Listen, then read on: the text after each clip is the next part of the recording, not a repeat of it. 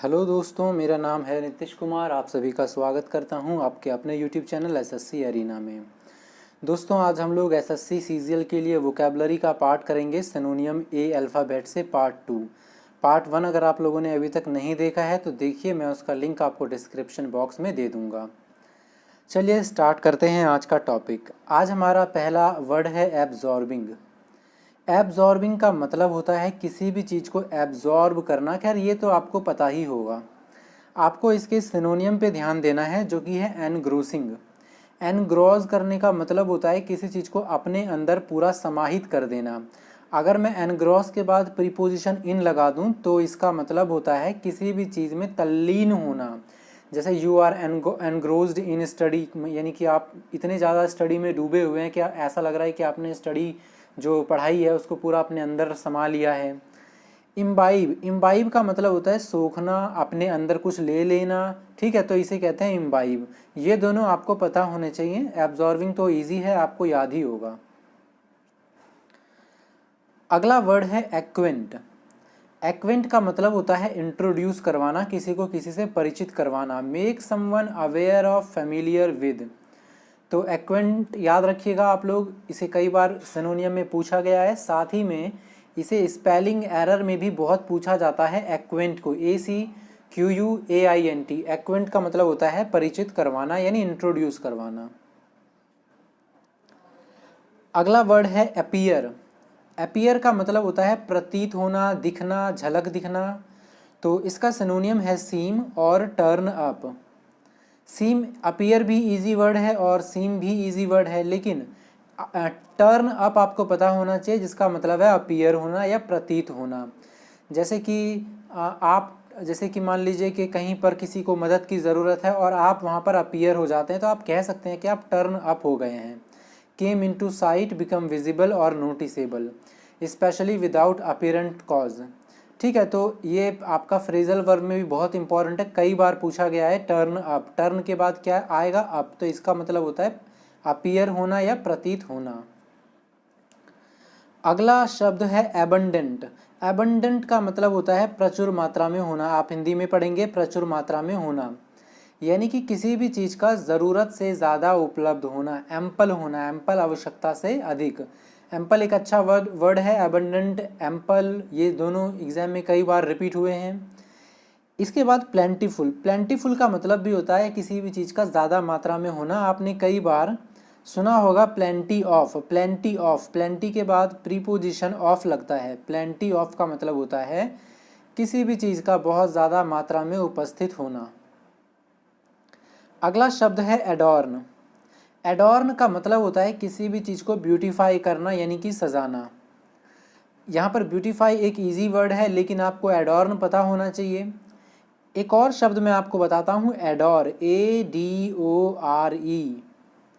Adore का मतलब है किसी को प्रेम करना, लव करना, अफेक्शन। ठीक है, और जबकि यहाँ पे क्या लिखा हुआ है? एडोर। आपके सिर्फ ई और एन का डिफरेंट है दोनों में, पर इसीलिए आपको कन्फ्यूज़न हो सकता है, लेकिन आपको दोनों याद रखना है। एडोर्न मतलब सजाना, एडोर मतलब प्यार करना।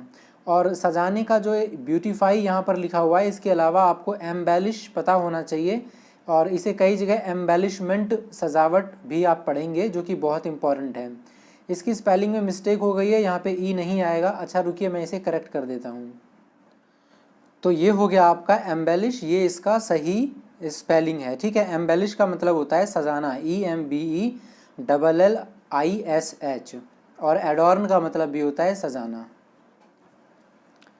अगला वर्ड है एंटीसिपेट। एंटीसिपेट का क्या मतलब होता है? एंटीसिपेट का मतलब होता है जो चीज़ फ्यूचर में होने की संभावना है उसको पहले, होने से पहले ही भांप लेना, उसका अंदाज़ा लगा लेना।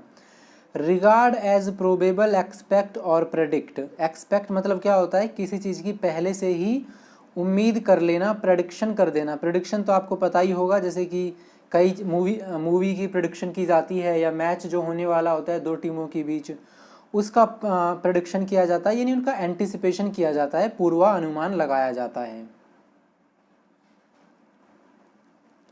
अगला वर्ड है एबंडन। एबंडन का मतलब होता है किसी चीज़ को त्यागना। एबंडन का मतलब होता है त्यागना, और त्यागने का एक अच्छा सा वर्ड है यहाँ पर फोरसेक, एक यहाँ पे डेजर्ट भी है, ठीक है। तो इन तीनों का मतलब होता है त्यागना। एब्डिकेट मैं अभी आपको बताता हूँ। पहले देखते हैं एबंडन। एबंडन का मतलब त्यागना, फोरसेक का मतलब त्यागना, डेजर्ट का मतलब त्यागना। लेकिन यहाँ पे आपको ये भी पता होना चाहिए कि DESERT डेजर्ट का मतलब होता है रेगिस्तान। डेजर्ट के दो मीनिंग होते हैं, एक होता है रेगिस्तान और एक होता है त्यागना। स्पेलिंग दोनों की सेम होती है। लेकिन एक और डेजर्ट होता है DESSERT डेजर्ट। इसे आप लोगों ने कई बार यूज़ भी किया होगा। जब इंसान खाना खाता है तो उसके बाद कुछ मीठा लेता है, उसे कहते हैं डेजर्ट। यानी कुछ मीठे को डेजर्ट कहते हैं जिसकी स्पेलिंग में डबल एस होता है, तो इसमें आपको कन्फ्यूज़न नहीं होना है। अब आते हैं एब्डिकेट पे। एब्डिकेट का मतलब भी होता है त्यागना। लेकिन फोरसेक, एबंडन, डेजर्ट किसी भी चीज़ को त्यागने के लिए आप यूज़ कर सकते हैं, लेकिन एब्डिकेट का यूज़ सिर्फ और सिर्फ किसी पद या कोई पोजीशन, कोई पावरफुल पोजीशन, उसको त्यागने के लिए एब्डिकेट का यूज़ किया जाता है। अगला वर्ड है एब्यूज़। एब्यूज़ काफ़ी अच्छा, माफ़ कीजिए, अच्छा क्या मतलब काफ़ी बुरा वर्ड है। और आप लोग ने इसे, आपको एब्यूज़ का मतलब बेसिकली पता ही होगा, किसी की आलोचना करना, निंदा करना, हार्श वर्ड यूज़ करना, गाली देना। तो लेकिन मैंने यहाँ पर ये इसलिए लिखा है ताकि आपको इन दोनों का मीनिंग पता चले। स्कॉर्न और स्नीर। स्कॉर्न और स्नीर दोनों का मतलब होता है कि किसी की इंसल्ट करने के लिए वर्ड्स जो यूज़ किए जाते हैं, जो बिहेवियर यूज़ किया जाता है, उसको कहते हैं स्कॉर्न या स्नीर, निंदा करना, ठीक है। ये एक और ईडियम एंड फ्रेजेस है, यानी कि मुहावरा, उसका वो है कॉलिंग नेम। कॉलिंग नेम का क्या मतलब होता है? अगर आपको पता है तो ज़रा अंदाज़ा लगाइए मेरे बताने से पहले। चलिए, कॉलिंग नेम का मतलब होता है अब्यूज़ करना, किसी को गाली देना। हो सकता है आपने इसे पहली बार पढ़ रहे हो तो आपको थोड़ा वियर्ड लग रहा हो कि मैंने क्या बता दिया, पर ये सही है। कॉलिंग नेम का मतलब होता है कि किसी को अब्यूज़ करना या गाली देना। अगला वर्ड है एप्रीहेंड। अब एप्रीहेंड के कई मीनिंग होते हैं। एप्रीहेंड का मतलब होता है अरेस्ट करना। एप्रीहेंड का मतलब होता है भय, डर। एप्रीहेंड का मतलब होता है शंका, डाउट करना। लेकिन एप्रीहेंड का जो अरेस्ट मतलब होता है, ये सिर्फ और सिर्फ किसी को जिंदा पकड़ने के लिए होता है। आप इसे न्यूज़ में काफ़ी बार सुनेंगे कि जम्मू एंड कश्मीर में 2 मिलिटेंट्स आर एप्रीहेंडेड। इस तरीके से इसका मतलब जिंदा पकड़ लिया है, जिंदा अरेस्ट किया गया है। अगला वर्ड है एडवांस। एडवांस का मतलब होता है प्रोग्रेस। ये भी काफ़ी इजी वर्ड है, इसका आपको पता ही होगा। मूव फॉरवर्ड्स इन ए पर्पसफुल वे। दोस्तों, अगर आपको मेरा पढ़ाने का तरीका अच्छा लग रहा है तो ठीक है, अदरवाइज़ आप मुझे बताइए, मैं इसमें इम्प्रूवमेंट करूँगा। मैं बहुत मेहनत करता हूँ आप लोगों के लिए। पहले मैं PPT तैयार करता हूँ, फिर मैं उसमें टाइप करता हूँ, फिर एडिट करता हूँ, और इसके बाद जो अल्फ़ाबेट B और C से लेकर के आऊँगा और आगे, वो और भी इम्प्रेसिव तरीके से लेकर के आऊँगा। उसमें हिंदी मीनिंग्स भी होंगी। इसके अलावा अगर कोई वोकैब मुझसे मिस्टेक से गलत मैंने बता दिया हो या कोई स्पेलिंग मिस्टेक हो तो आप मुझे कमेंट बॉक्स में इन्फॉर्म कर सकते हैं। वैसे मैं कोशिश करता हूँ कि सारे सही हों। इसके अलावा आप लोग अगर मुझे सपोर्ट करना चाहते हैं ताकि मैं अपने जो पढ़ाने के इक्विपमेंट्स हैं उसमें इम्प्रूव कर सकूँ टाइम बाय टाइम आप लोगों को, और अच्छे तरीके से मैं अपने कंटेंट या फिर जो सिलेबस है उसको दे सकूँ, तो इसके लिए आप लोग मुझे सिंपली सपोर्ट कर सकते हैं। सपोर्ट करने के लिए मेरे पर वीडियो का जो कॉस्ट होता है वो ₹1 या ₹2 में से जो भी आप सपोर्ट करना चाहें, इसके लिए आप मुझे फ़ोनपे या पेटीएम कर सकते हैं, जिसको मैं डिस्क्रिप्शन बॉक्स में नंबर दे दूँगा। चलते हैं अब अगले वोकैब की तरफ। एपेक्स का मतलब होता है टॉप, यानी चोटी किसी भी चीज़ का। पैरामाउंट, आपने पैरामाउंट वर्ड ज़रूर सुना होगा। इसका सिनोनियम बहुत अच्छा सिनोनियम है, एक है आपका एक्मे और एक है आपका समिट।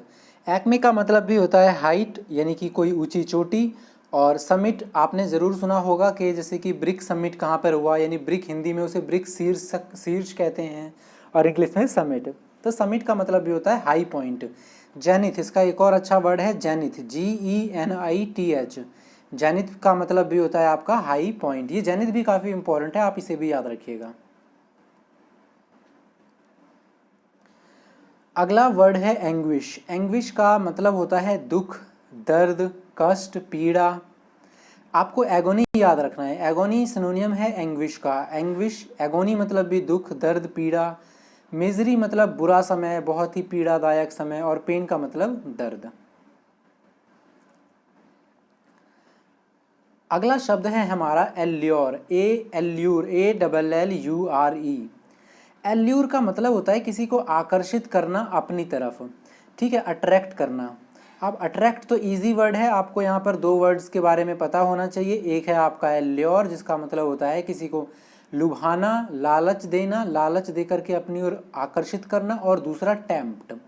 जब भी आप कोई डीओ वगैरह, परफ्यूम वगैरह का एडवर्टाइजमेंट देखते हैं तो आप वहाँ पर देखिएगा ये टेम्प्ट वर्ड या टेम्पटेशन, टेम्पटेशन होगा, आपको वर्ड सुनने को मिलेगा। इसका मतलब होता है किसी को अपनी तरह फैस्किनेटिंग करना, ठीक है, यानी अपनी तरफ अट्रैक्टिव करना। Our next word is advocate, which is very very easy, क्योंकि एडवोकेट वो होता है जो किसी को हेल्प करता है कानूनी तरीके से। तो एडवोकेट का मतलब हो गया सपोर्ट, असिस्ट, ठीक है, ये इजी वर्ड है। Next word is adverse. Adverse का मतलब आप हिंदी में पढ़ेंगे प्रतिकूल समय। प्रतिकूल समय का मतलब होता है ऐसा टाइम जो आपकी परिस्थितियों के अगेंस्ट हो, जैसा आप चाहते हैं वैसा ना हो। अनफेवरेबल, अनफेवरेबल मतलब आप समझ रहे हैं, जो आप जैसा चाहते हैं बिल्कुल उसका उल्टा हो रहा हो। अनफॉर्चुनेट, दुर्भाग्य से भरा हुआ समय, तो ये होता है एडवर्स। ये आपको याद रखना है, ठीक है। एडवर्सिटी भी होता है, एडवर्सिटी का मतलब, एडवर्सिटी का मतलब भी होता है दुखदायक समय। Next word is accomplish. Accomplish का मतलब होता है किसी भी चीज़ को अचीव करना, अचीव कर लेना, यानी एग्जीक्यूट कर लेना। एग्जीक्यूट का मतलब होता है कंप्लीट सक्सेसफुली। किसी भी चीज़ को एग्जीक्यूट करने का मतलब होता है कि उसे कंप्लीट सक्सेसफुली करो, इसे बोलते हैं अकम्प्लिश। आपने इसे कई बार आजकल की जो जैसे मूवी वगैरह होती है, या जैसे जहाँ पर मान लीजिए कि मिशन कंप्लीटेड, पहले क्या यूज़ वर्ड करते थे, मिशन कंप्लीटेड, लेकिन अब यूज़ करते हैं मिशन अकम्प्लिश्ड, कि टारगेट अकम्प्लिश्ड, यानी कि कंप्लीट कर दिया गया है, पूरा कर दिया गया है सक्सेसफुली। अगला है असॉल्ट, ऑनस्लॉट। ऑनस्लॉट या असॉल्ट दोनों का मतलब होता है अटैक। असॉल्ट तो खैर आपने पढ़ा ही होगा, प्रहार करना। असॉल्ट का मतलब होता है प्रहार करना, और ऑनस्लॉट का मतलब भी होता है प्रहार करना, किसी पर अटैक करना, फिजिकली अटैक करना। नेक्स्ट वर्ड इज एंटागोनिस्ट, बहुत इजी और इम्पॉर्टेंट वर्ड। ओपोनेंट, ओपोनेंट का क्या मतलब होता है, विरोधी। विरोधी मतलब क्या होता है, शत्रु, Amity, EMI, enmity, ENI, sorry ENMITY, enmity. Enmity का मतलब होता है शत्रु। हॉस्टिलिटी, हॉस्टिलिटी का मतलब होता है शत्रुता। Opponent, antagonist. देखिए एक वर्ड होता है प्रोटैगोनिस्ट, प्रोटैगोनिस्ट, जिसका मतलब होता है हीरो, नायक। प्रोटैगोनिस्ट का मतलब होता है हीरो, नायक। और एंटागोनिस्ट इसका अपोजिट होता है, जिसका मतलब होता है विलन। तो प्रोटैगोनिस्ट किसी नेता को भी कहते हैं जो अच्छी तरफ होता है, और एंटागोनिस्ट कहते हैं विरोधी, यानी जो अपोजिट साइड होता है। Next word is adversity, misfortune, दुर्भाग्य से भरा हुआ। ये मैंने अभी आपको पढ़ाया था एडवर्स, वहीं मैंने आपको बता दिया था एडवर्सिटी का मतलब होता है दुखदाई समय। फ्रेंड्स, अल्फ़ाबेट ए हमने कंप्लीट कर लिया है पार्ट 2 में। इसके बाद मैं अल्फ़ाबेट ए का पार्ट 3 लेकर के आऊँगा। इसके बाद अल्फ़ाबेट बी, अल्फ़ाबेट सी। तो प्लीज़ अगर आप लोगों को वीडियो अच्छा लगा है और फर्स्ट टाइम आए हैं तो सपोर्ट करिए मुझे। सपोर्ट करने के लिए सब्सक्राइब करिए।